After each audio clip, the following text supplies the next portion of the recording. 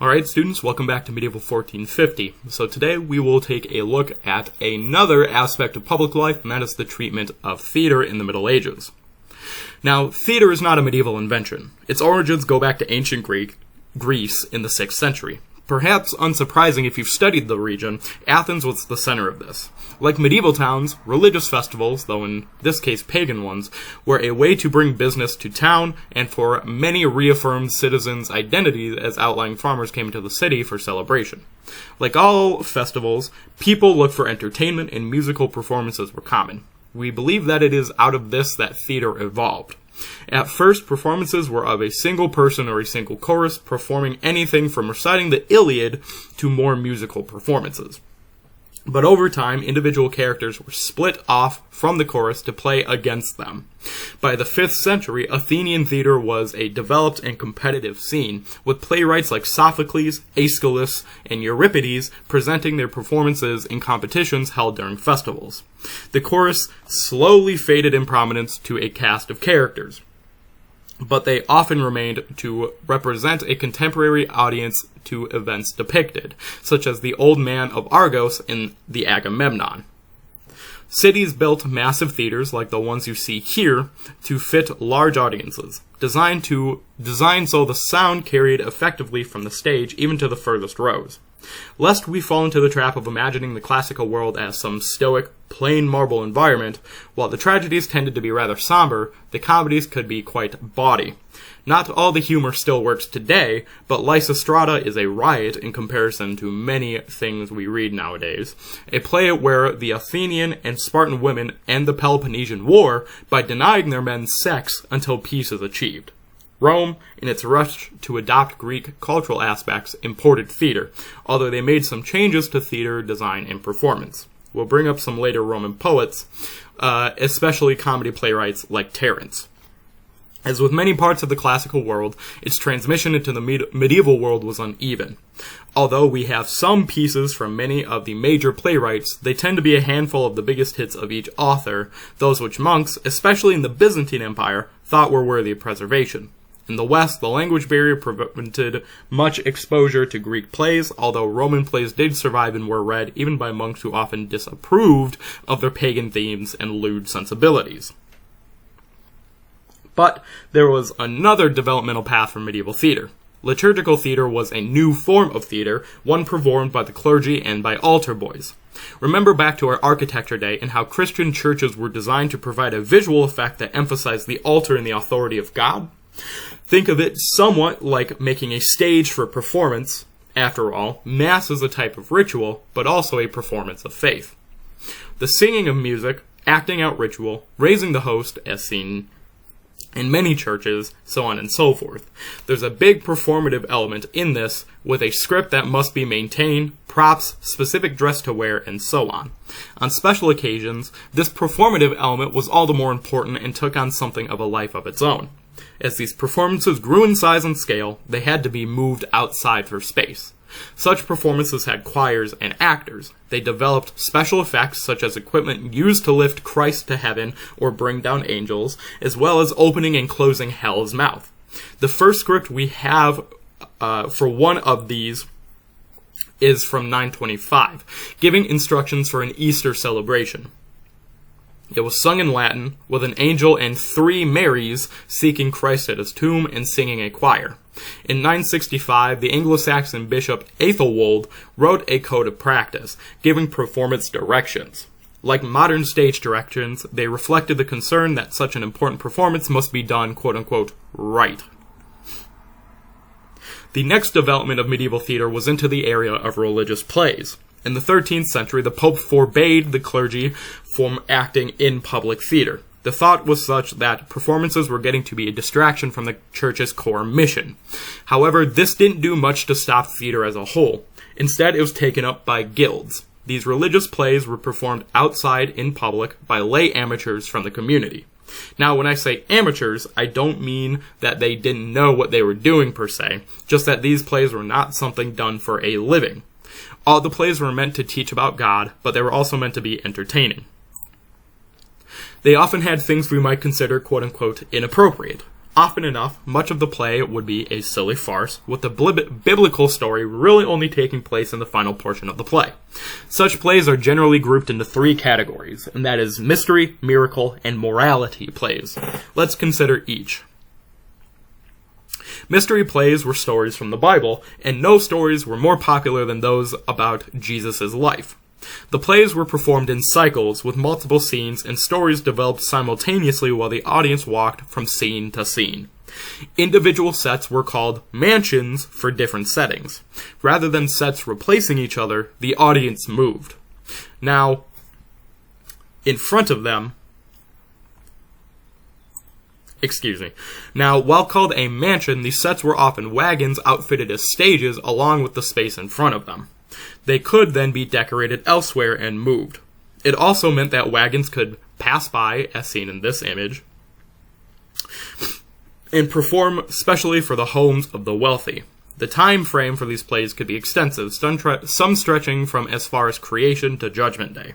They were often organized as a tableau, with each mansion showing a scene continuously, like a living painting. To organize so many scenes, individual guilds would take the responsibility for specific scenes. Naturally, guilds would choose scenes most relevant to them, such as shipwrights might have the scene for Noah's Ark, while cloth makers might take the fall of Adam and Eve for the mention of the first clothing, and bakers would present the Last Supper, or rather the Last Supper. Miracle plays did not depict scenes from the Bible, but rather Christian legends and stories, like those of the lives of saints. They tended to be performed on the feast days associated with individual saints, and to be popular in cities which considered the saint in question to be the patron. This meant that they would be performed during big fairs. Morality plays left behind the big figures of Christianity. Instead, they focused on an allegorical figure, the quote-unquote everyman. This was an ordinary Christian struggling for salvation in a world of sin and danger. We mentioned how these plays could have comic elements. I'm sure you can imagine some of these. Now, no discussion of religious plays would be complete without addressing Hrotsveit of Gandersheim. She was a German, or more specifically a Saxon, an area from Saxony, that's northern Germany, who lived from around 935 to 1002. A nun, she was highly educated and had a deep understanding of Christian theology, as well as familiarity with pagan Roman writers, especially the Roman comedic playwright Terence. She wrote poetry, plays, prose literature, and even on theology in Latin. Her introduction to her plays laid out a clear set of goals. She wanted to adopt much of the style of Terence, the body comedy that kept his plays popular despite being over 1,000 years old, from a time before Christianity. She adopts the tendency to use Terence's tropes and stock characters, but resists his tendency to have few redeeming characters in his plays, which often have a great deal of sex, violence, and trickery. She partially subverts this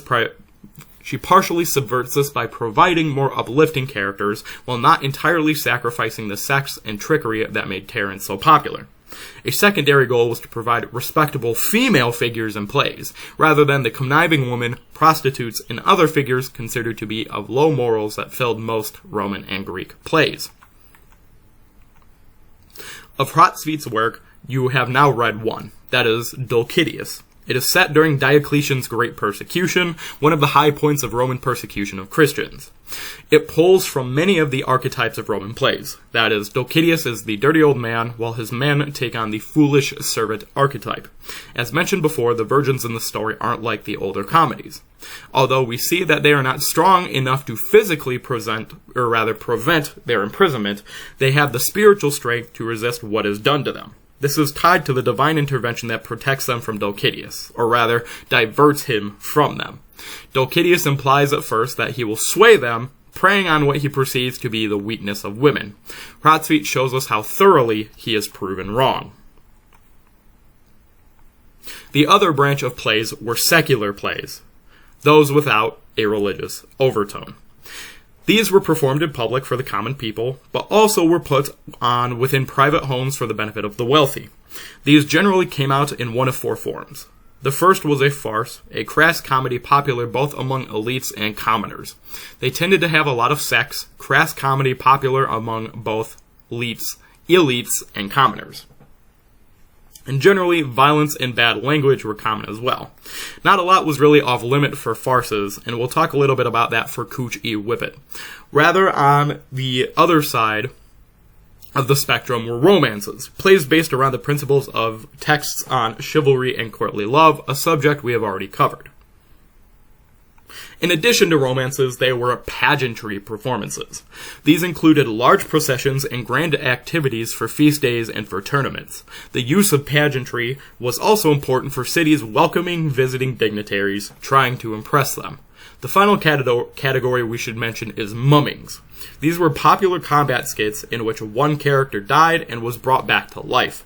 Many of these plays also include a sword dance, which, while exciting, could also be dangerous. More than a few limbs were accidentally lost in such dances. The play you've read for today, Cooch E. Whippet, is an excellent example of a farce. The text you read is a very modernized form of it, hopefully simulating how the language of the play would have sounded to those of its own time. The crude language mentioned as a feature begins even before the text even before the play starts. Cooch is a slang for a woman's genitals, and the plot revolves around Wilhelmina's efforts to get back at her husband for his cruelty towards her in their dysfunctional relationship. Martin, known as Cooch by the end of the play, loses his power and authority in their relationship, a reversal of which might be considered quote-unquote typical gender dynamics to the audience. This is done by prodding him into saying, "The devil take you," and having the local priest in place, dressed as the devil, to sneak Wilhelmina out of his house, forcing a guilty husband to repent his cruelty. By the end, Wilhelmina has power in a quieter, if not better, marriage. But what is wrong with the priest's role?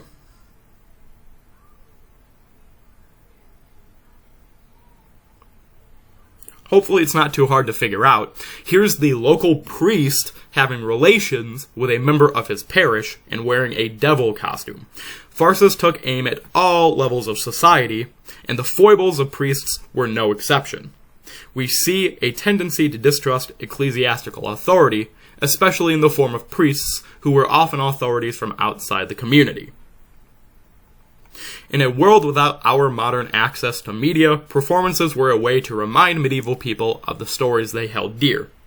They were a way to tell stories of Christianity beyond sermons and the Bibles for those few literate.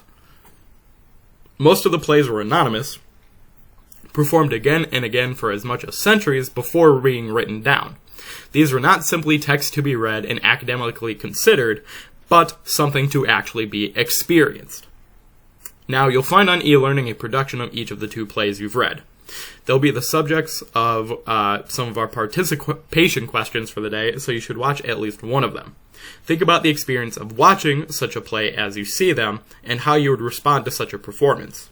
I will say that you should have prepared for the content, or rather be prepared for the content.